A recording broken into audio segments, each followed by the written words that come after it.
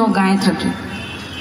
ছাগলের লড়াই যেদিনকে ফাইনাল হয় সেদিনকে ইয়া সিংওয়ালা দুটো ছাগল দুই দিক থেকে দৌড়ে আসে, আর দুটো ছাগলকে গুতানোর জন্য এমন ভাবখানা করে মনে হয় যেন কারো না কারো সিং তো ছিটকে গিয়ে দূরে পড়ে যাবে।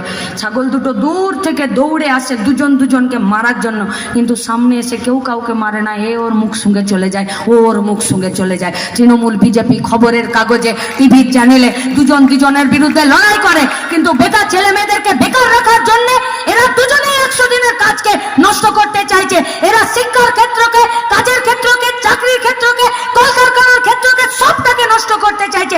কে লড়বে এর বিরুদ্ধে? কে লড়বে?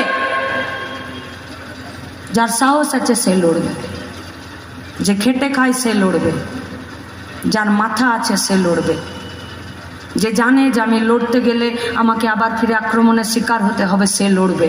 আর যে জানে যে কোনো লড়াইয়ে জিতি বা হারি, লড়াইয়ে মাঠে টিকে থাকাটাই আমার কাছে একমাত্র কাজ, তারা লড়তে পারে।